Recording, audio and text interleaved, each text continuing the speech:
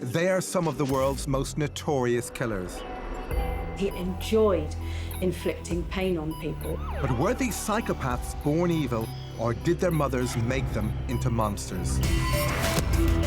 I'm Donal McIntyre, and I'm on a quest to explore how some of history's most notorious murderers were moulded by their relationships with their mother. When you've got somebody who has been described as the mother from hell, that's not going to be an easy relationship for the child and the parent.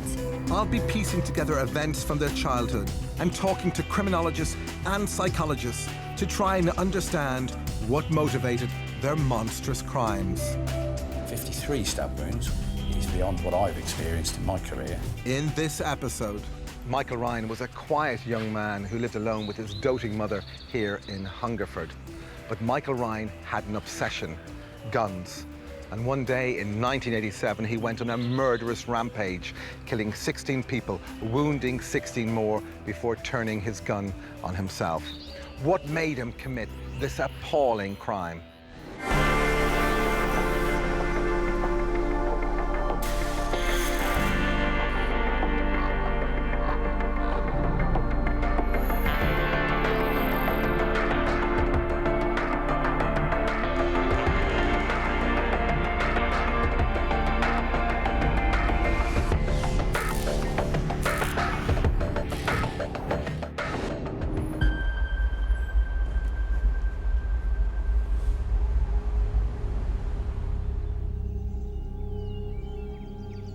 It's hard to imagine someone waking up just one morning and then deciding to go on a killing spree. But though these random mass murder events are relatively rare, they are increasingly a common feature of the modern world. What shapes the mind of someone who could commit such a terrible atrocity? What does it take to create a spree killer? On the 19th of August 1987, in the small Berkshire town of Hungerford, 27-year-old Michael Ryan embarked on a murderous rampage without any warning whatsoever. In just over a single deadly hour, he killed 16 people and wounded 16 more. It was at the time the most deadly mass shooting by a lone gunman on British soil. The day of the massacre itself was scheduled to go down in history, unfortunately, for all the wrong reasons. I've come to the sleepy market town of Hungerford to find out why Michael Ryan went berserk that day. Was there anything in his childhood that sent him off the rails? Did Michael Ryan's mother make him into a murderer? 70 miles west of London lies Hungerford, a serene, peaceful Berkshire market town. Well, Hungerford is a very beautiful town. It's very elegant, it's very genteel. It's a slice of old England. Hungerford was always a very quiet town and very safe to grow up in. Everybody was so close-knit, you know, it was such a safe town. It was here in May 1960 that Michael Ryan was born to Alfred and Dorothy.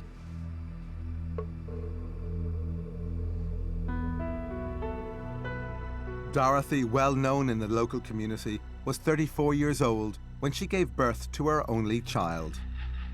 Dorothy Ryan was, so I'm told, a real salt of the earth figure, down to earth, unpretentious.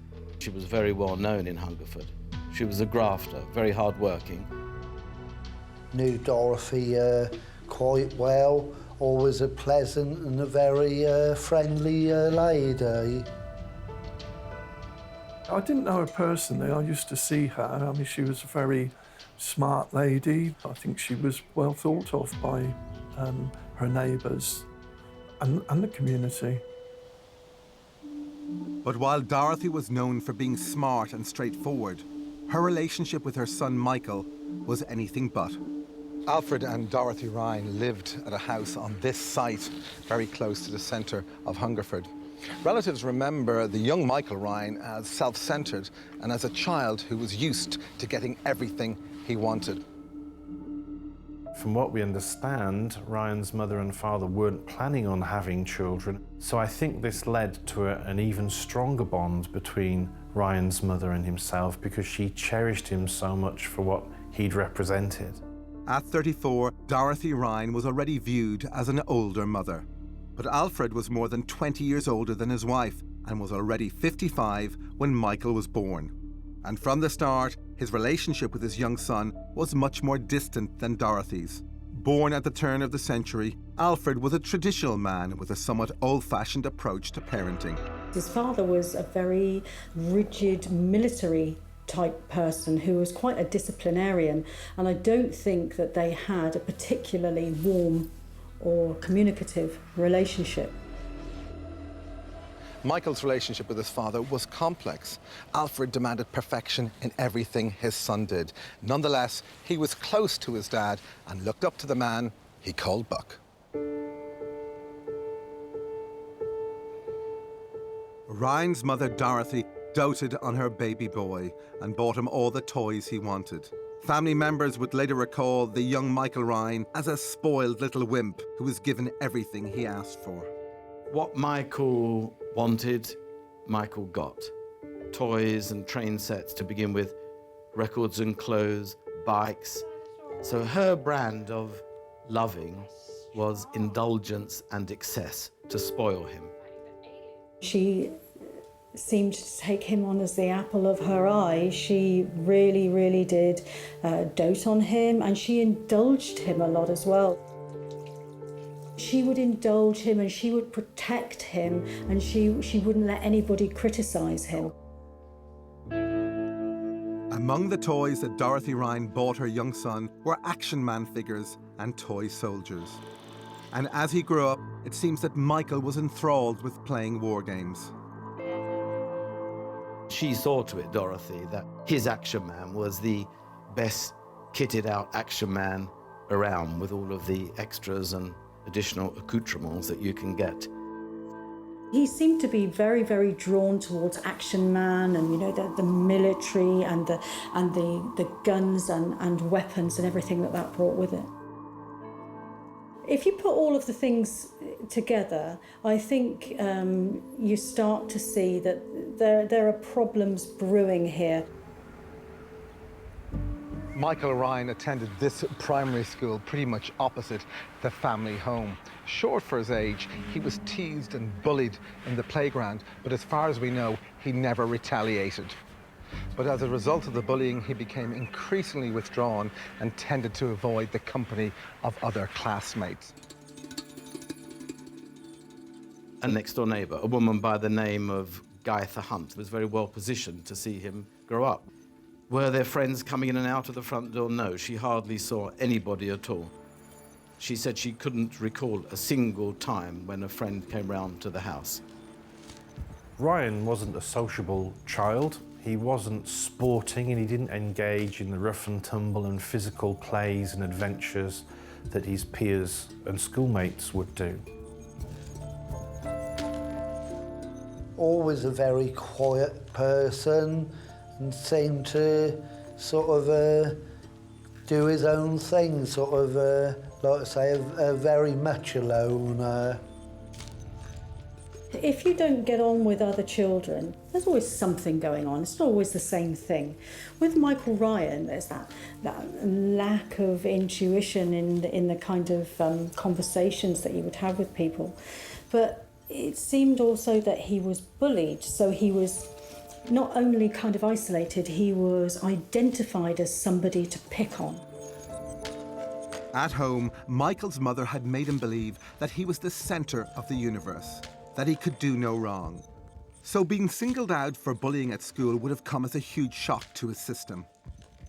Was this the start of what would later become a burning resentment towards the world at large? Michael Ryan was a loner who struggled to make friends with other children. Is it possible that the seeds for the heinous crime he would later commit were sown early in his childhood? I'm meeting criminologist Dr. Elizabeth Yardley to find out what she makes of Michael Ryan's upbringing. We've all seen it in families where there's only one child, where all the energies, dreams and ambitions are concentrated in this little entity.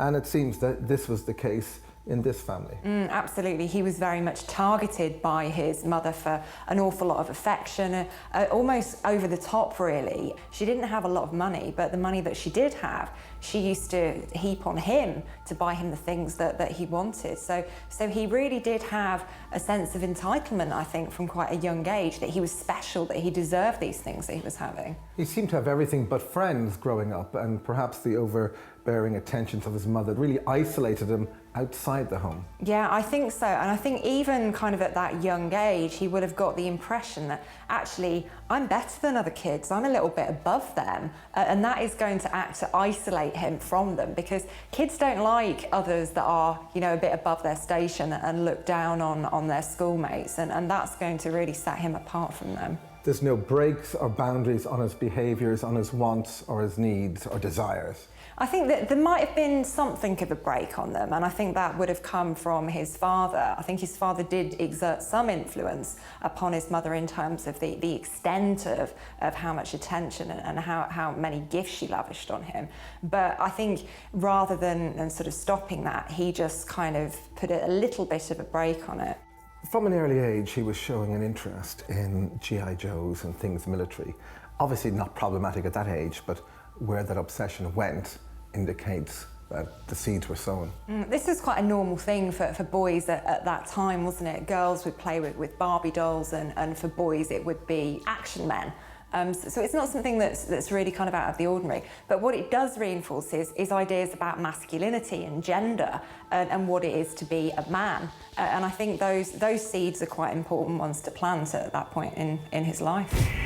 On the 19th of August 1987, Michael Ryan shot dead 16 people in his hometown of Hungerford. Ryan had grown up as an outsider on the periphery of this close-knit community. Throughout his early childhood, he had developed a sense of entitlement from his doting mother.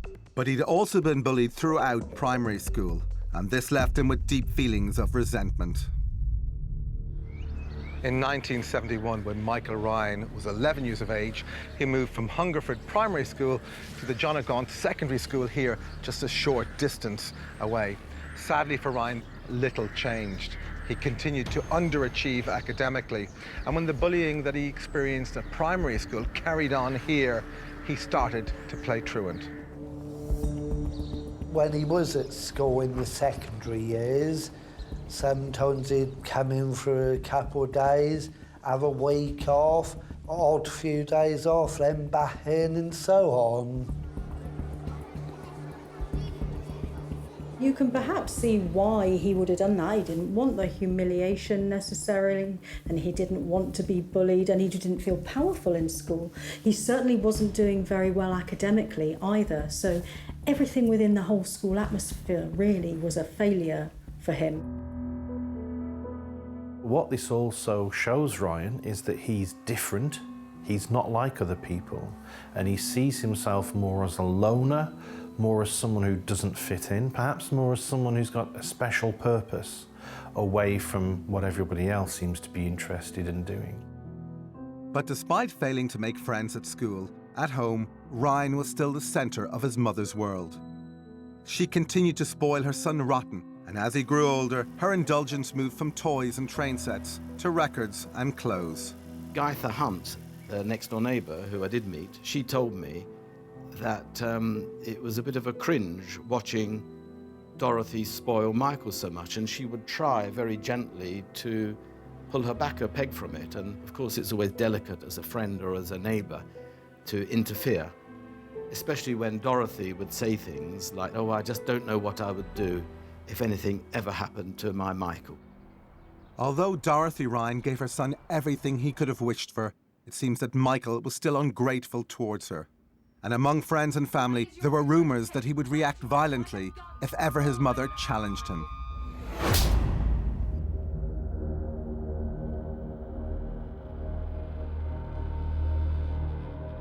It's possible that Michael used violence because Dorothy had never given him any boundaries.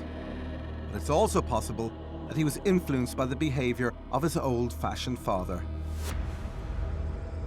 Certainly his father was also quite abusive towards his mother, so there was a very toxic kind of relationship in that family. Michael Ryan's father, needs to be in control. It's quite possible that even though this was a toxic place to grow up for Michael Ryan, that he could have looked up to his father.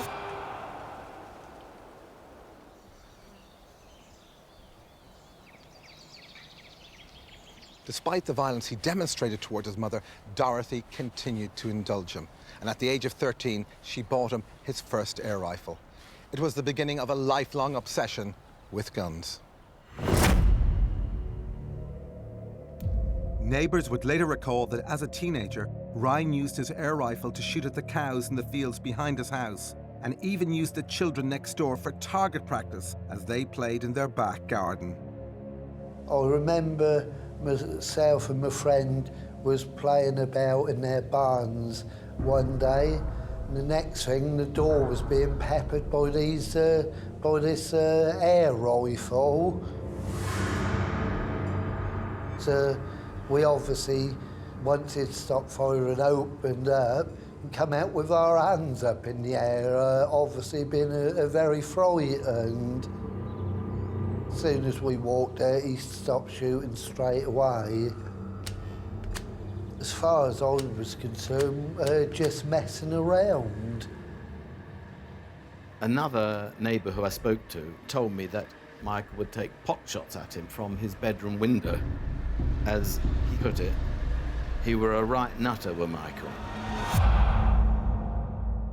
Now, we don't know if there was any lethal intent or any wish to damage or harm animals or children, but we certainly know that from this behaviour, Ryan finds power with a gun in his hands, and he finds that people and animals will do what you want them to do because you have a gun. The behaviour of using weapons against children and animals when he was young is a massive risk marker for future violence. And that is an early warning sign for psychopathy. At the age of 16, Michael Ryan left John O'Gaunt's school and started a course at the nearby Newbury Technical College.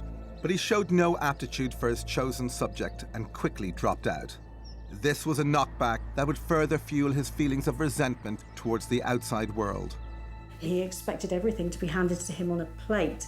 And certainly, you know, his mum helped him with that. She was feeding it. She was feeding that sense of entitlement that he had.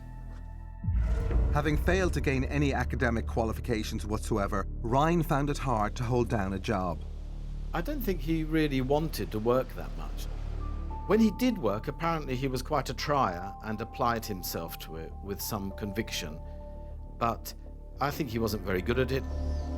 Though a bit of a loser in the outside world, at home, Dorothy continued to give Michael everything he wanted, even buying him cars.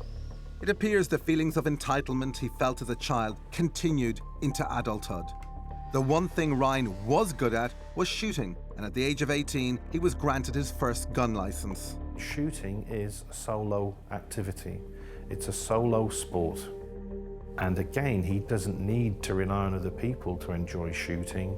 He becomes a member of the Tunnel Rifle and Gun Club and becomes pretty good at it pretty quickly. And he's found something that he can control, that he has mastery over. As well as becoming ever more engrossed in the solitary pursuit of shooting, Ryan started to construct a strange fantasy world for himself. He told members of his extended family a series of tall tales, including one that he'd served in the 2nd Parachute Regiment. In one of his more outlandish stories, he claimed to have befriended a retired army colonel who he said was going to leave him a fortune in his will, including a 5-bedroom house. Michael was going to fly to India, where the colonel had a tea plantation, but the flight had been cancelled because of a bad storm.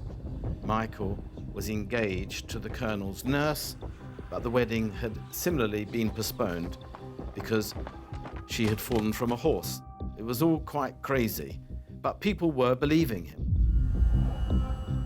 He's bragging to people about things which are just patently not true. Despite all of Michael Ryan's tall tales being complete fabrications, His mother, Dorothy, corroborated his stories to friends and family. So the two of them are putting out this fantasy world to other people. And the trouble is for Michael Ryan, who's the one who's actually living the fantasy, he's got somebody there who's saying it's all right to behave like this. While Ryan's old-fashioned father had always tried to keep him in line, his mother continued to indulge him, even when it meant supporting his lies. I want to find out whether Dr. Liz Yardley believes that Dorothy Ryan's collusion in her son's bizarre fantasies helped to turn him into a vicious spree killer. Michael Ryan at this stage has a doting mother, and yet there now is evidence that he actually domestically abused her, that he hit his own mother. Yes, and this is something that I don't find too surprising about him, because if you look at the family dynamic, often you will see that children will replicate behaviour that they see from their parents. So what were his father's views of women? What was he learning about women's role in the household, women's role in the family? And if you have a particular view of women that doesn't paint them in a brilliant light and doesn't have them as respected figures within the household, then children start displaying that behaviour as well. So before his teens, he gets his first air rifle, and later on, age 18, he actually gets his own gun licence, but exclusively interested in guns. Absolutely interested in guns, and it's actually his mother that buys him his air rifle.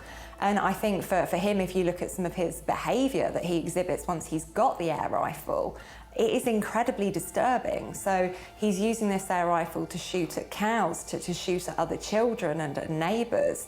And this, for me, is quite important, because what he's doing is he's able to harm others without getting physically close to them, which is something that he doesn't want to do because he doesn't have those social skills. He doesn't have those connections with other people, but he still wants to essentially harm them. In 1987, the picturesque Berkshire town of Hungerford was the scene of a deadly massacre. 27-year-old Michael Ryan shot 32 people in cold blood, 16 of them fatally. Ryan had grown up as a spoilt mummy's boy who had never wanted for anything and developed a sense of entitlement. But in contrast to Ryan's indulgent mother, his father was an authoritarian figure who had kept a check on the most lenient elements of his wife's behaviour.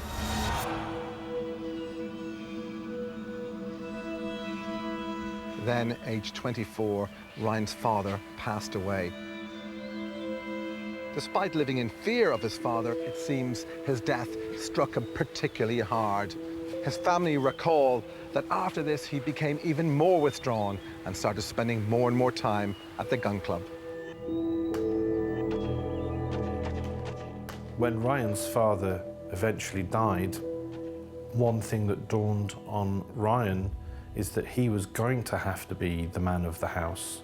There were things that his mum couldn't do herself that he would now have to take on the mantle. However, we know from Ryan's life that he's not one for responsibility, he's not one for reliability. And I think he becomes quite scared by this new role of having to be Ryan Senior in the house. He became even more of this commando-esque type person. And there was nobody left, really, to stop him. He takes more interest in guns and his life at the Tunnel Rifle Club. He becomes quite well known there. So it could be that he's starting to live a little now that the shadow of his dad isn't over him as much. At the same time as Ryan was becoming more immersed in his military fantasy world, the loss of his father also seems to have prompted some more worrying behaviours. He started buying survivalist magazines and wearing camouflage clothing. He started to identify more and more and more with this commando-type figure identity that he'd built for himself. He would sneak off to nearby Savernake Forest, this local beauty spot, don his military fatigues, pretend to be on manoeuvres, creep up on picnickers from time to time, give them a fright, and then disappear. But what we need to remember is that by this time, it's not a boy taking pot shots at a neighbor with an air rifle in the garden next door. This is a young man who has purchased for himself a formidable arsenal. I think Michael Ryan's behaviour after his father's death escalated, building up the arsenal, buying lots of survival magazines. He's preparing himself for the day of battle. At this point, Ryan owned a total of 5 guns, 2 shotguns, 2 pistols, and a .30 caliber semi-automatic rifle. But under the gun laws that existed at the time, he wasn't doing anything illegal. Under the Firearms Act of 1968, I mean, obviously the main thing is you had to be a fit and proper person to possess a firearms or a shotgun certificate. And obviously if you had a criminal record, then you would not get one. But of course, Michael Ryan, there was no issues, so he was permitted to own those weapons.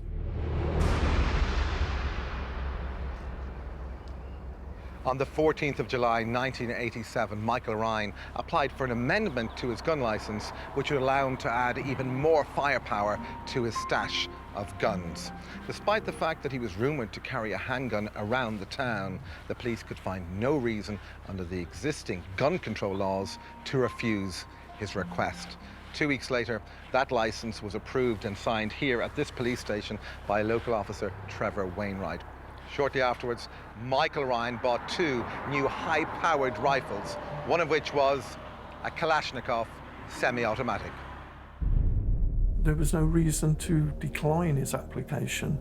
It's just a standard thing that I would do as a local police officer, and I would do that 3 or 4 times a week on various people's applications. On the surface, there was no reason to suspect anything untoward in Ryan's penchant for firearms. But in private, this spoilt mummy's boy had built a military persona for himself and developed within him a murderous rage directed against the world at large.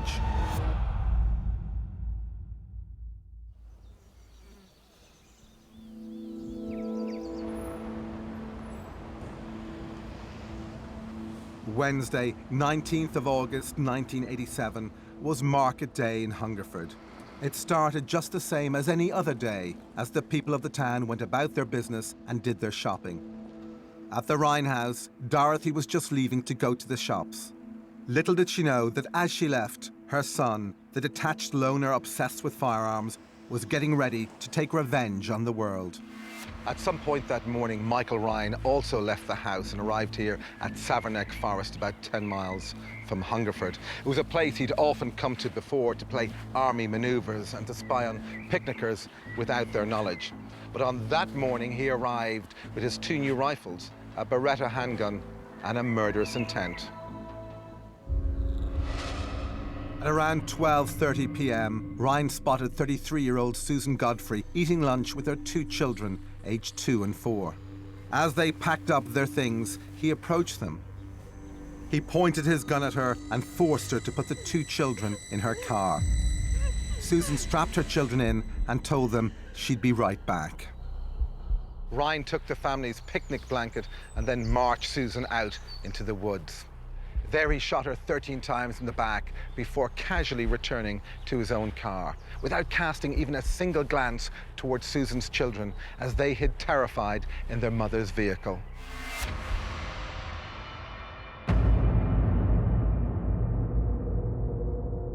In murders like this, usually the first victim has the most symbolic value. So it's always very interesting to see where this all started. She was representing what he could never have, a family, a good relationship, all of those kinds of things. So perhaps that first choice there tells us where his problems really were. After killing Susan Godfrey, Ryan drove to a nearby petrol station to buy fuel. Once he'd filled his car up, he also filled a 5-litre can. He then shot at the woman behind the counter, but missed. When Ryan tried again to shoot her, his gun jammed. He then got in his car and drove off.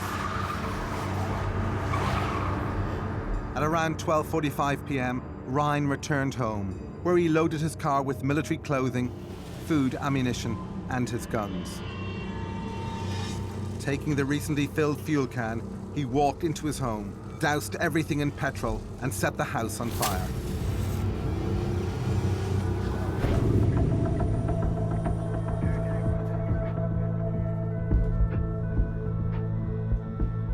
He then went outside, stepped into his car and tried to start it. When it wouldn't go, incensed, he climbed outside and in a fit of rage, shot at it several times. So I think he killed Mrs. Godfrey in a panic, needed to fill the car up, drove home, attempted to fake his own death and to abscond, but because his car broke down, he couldn't. And at that point, he decided that a set and run spree killing was his way of solving the problem. Michael Ryan had set fire to the home where he'd spent so many years being pampered by his mother and playing at soldiers. And with his plans having gone up in smoke, he decided that now was the time to finally enact his ultimate military revenge fantasy. He killed his next-door neighbours, Sheila and Roland Mason, as they lay sunbathing in their garden, before walking out onto the street and shooting dead 2 passers-by.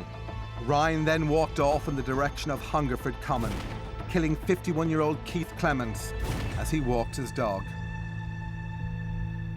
By this stage, the first police car was responding to the 999 call following the attack at the petrol station and reports of gunshots coming from this street, Ryan's Road.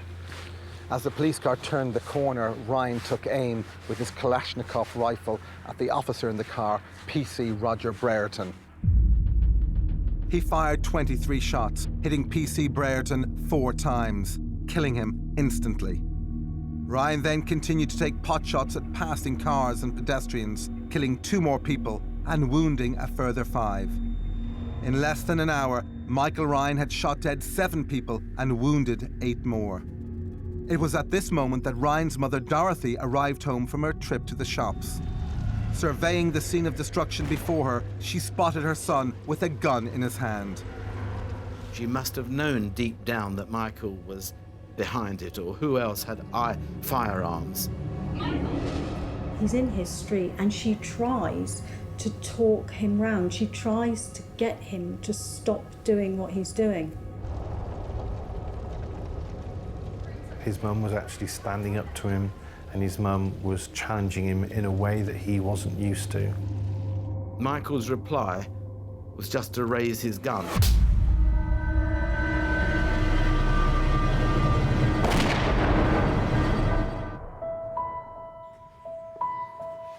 He then walked over to where his mother lay on the ground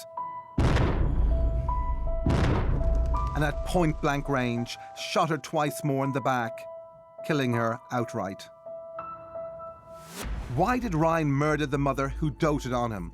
I want to ask Dr. Elizabeth Yardley whether she thinks he'd planned this massacre all along. Kills his first victim, walks past a car with 2 young children in it, chooses not to cause them any harm, and proceeds onto a petrol station where he starts taking pot shots at people in the station. It is almost like he's on some kind of autopilot, isn't it? And he sees some targets and doesn't recognise others. So he's shooting at adults, he's shooting at people who appear to be adults, but he's not targeting children. But why does he kill his own mother? He meets her on the street, she pleads with him to stop whatever he's doing, to explain his actions. He shoots her in the stomach and then shoots her twice in the back. I think it's quite cold and it's quite calculating, because he knows that this is the day that he's going to die, and he's planned this and he's thought about this for quite some time. And his mother doesn't serve a purpose anymore. He doesn't need her to buy him things and to pander to him and to reinforce his inflated sense of self. She's no longer functional, and that is quite a kind of a military way of thinking, isn't it? You have served your purpose and I'm finished with you, essentially. And we call this a spree shooting because there isn't an individual focus for his anger or frustration, at least not one that we know of. And he was very sporadic and not very focused on his target. Yes, when we look at spree killers, they're not concentrated in one particular place at one particular time. Although their killing is quite close together in terms of a time frame, they will move from location to location. And that's what makes it particularly devastating and particularly dangerous, is that this rage isn't targeted at a particular individual or a particular location, it's targeted at society, because it's a simmering resentment that he's been harbouring for years and years, and it's coming out on people that he comes across. Michael Ryan was a mummy's boy whose continual failures had left him with a growing resentment towards the outside world. On the 19th of August 1987, he snapped and embarked on a shooting rampage through his hometown of Hungerford. By 1:30 p.m, Ryan had shot 16 people, killing 8 of them, including his mother.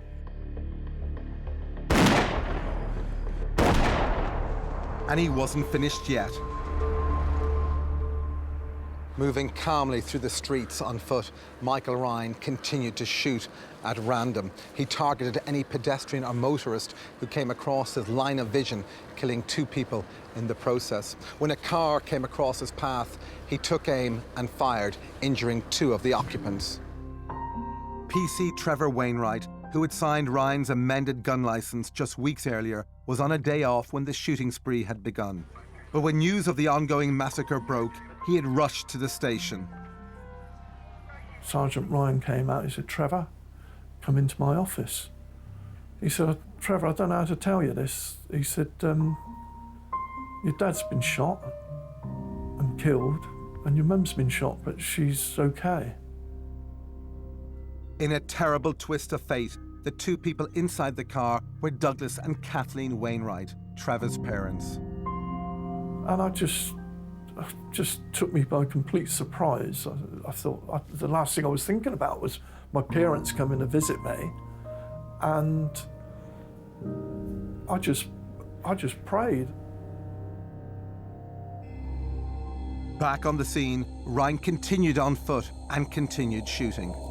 He killed 2 more passing motorists, and with a police helicopter still circling, he shot his way into the house of Jack and Myrtle Gibbs. Myrtle was wheelchair-bound, and as her husband Jack threw himself across her to protect her, Ryan shot them both dead. Ryan then left the Gibbs house and walked south towards a secondary school he'd attended more than a decade earlier. Along the way, he shot and wounded 3 people and killed 34-year-old motorist Ian Plale as he came home from a shopping trip with his wife and 2 children. He got to the school and then broke in. It was 2 p.m. Mercifully, the John O'Gaunt school was closed for the summer holidays. The police firearms unit was called in, and the area was declared safe for ambulance and fire crews to tend to victims and quell the blaze that continued to rage at Ryan's house. 3.5 hours later, at 5:26 p.m, Ryan was finally spotted on the 2nd floor of the building when he threw his Kalashnikov rifle out of the window. Armed police had training their weapons at the school, or at the classroom where he was. The obvious thing for the police to do would be to contain that area and try and communicate with him. For the next hour and a half, firearms officer Sergeant Paul Brightwell communicated with Ryan and tried to get him to surrender. The overriding theme of their exchanges was Michael Ryan's concern for his mother. He must have asked about her a dozen times or so. Is my mother all right?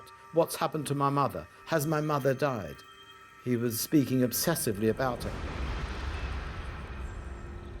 At around 6:45 p.m, Michael Ryan told Sergeant Brightwell, "It's funny, I've killed all those people, but I haven't got the guts to blow my own brains out." We do know that many spree killers are unable to kill themselves, and instead they choose what's sometimes known as suicide by cop, whereby they place law enforcement in the position where they have to kill the shooter, otherwise the shooter could kill them or more people. With crosshairs trained on Michael Ryan, Sergeant Brightwell and the firearms unit waited nervously for his next move. 7 minutes later, the police outside heard a single shot ring out.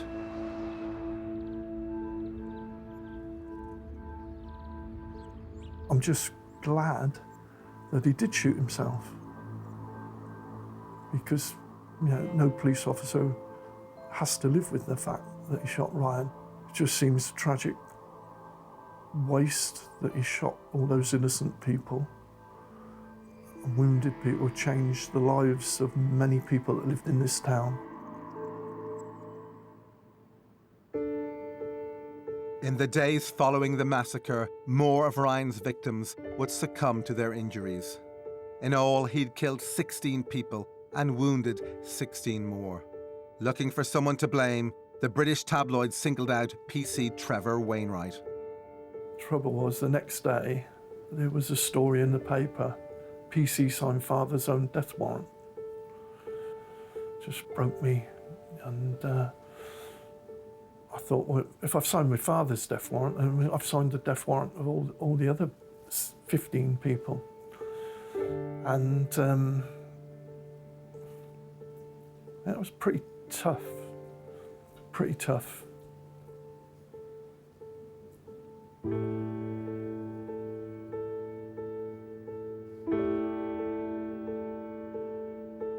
Among Ryan's other victims was his own mother. She devoted her entire life to him, doting on her only son, giving him everything he demanded. She bought him clothes, records, even cars. Crucially, she also bought the teenage Ryan his very first air rifle, something which would kickstart his lifelong obsession with guns. I'm meeting Dr. Liz Yardley to see if she believes Dorothy Ryan helped mold her son into a murderer. To what extent did that role that she played as the Uber mother actually facilitate and encourage and prime him to be the spree killer he turned out to be? I think it did play a very significant role, because right from the word go, he's got a sense of entitlement, he's got a sense of privilege, he thinks he's above everybody else, and that's something that is going to feed into his killing spree. For 10 years, he was in the same woods, spying on families, just like he did when he executed his first victim. Do you think he was in a kind of trance and acting as an automaton nearly throughout the most of that day?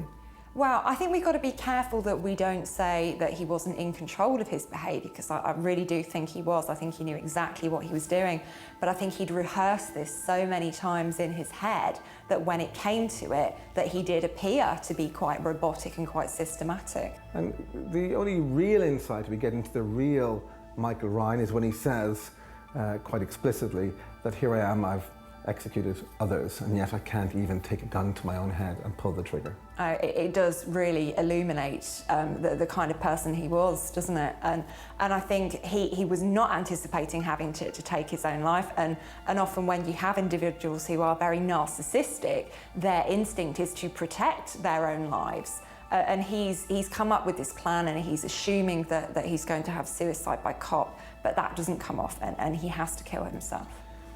Is there any way we could have foreseen this terrible crime and therefore prevented it? Well, I think that so much of it has to do with the cultural context of the time, that the privacy of the family, this idea that people bring up their children as they see fit, and the laws around guns, that actually you can legally own all these different types of firearm and that be perfectly okay. And this idea that the state wasn't watching you, and he was somebody who did go completely unnoticed. What kind of mother was Dorothy Ryan? Well, I describe Dorothy Ryan very much as an Uber mother. So she went very much over the top in her mothering of Michael. She really did go kind of above and beyond in trying to give him all of the things that she thought he wanted and needed. But the crucial kind of mistake really was that he was just rewarded for no apparent reason. He had all of the rights without any responsibilities.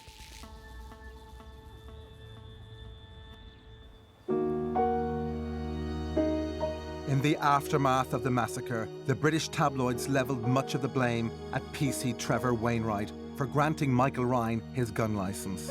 But although he feared the scorn of the survivors and their families, the response he got from them wasn't what he expected. I couldn't believe the love that they showed me. And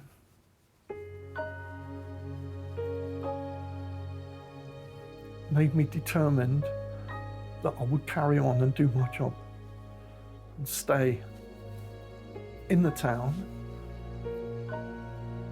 and help with the aftermath of what happened. I'm glad I did, and I'm still here after 30 years, living in the town where, other officers moved on, moved away, but, you know, I didn't want to leave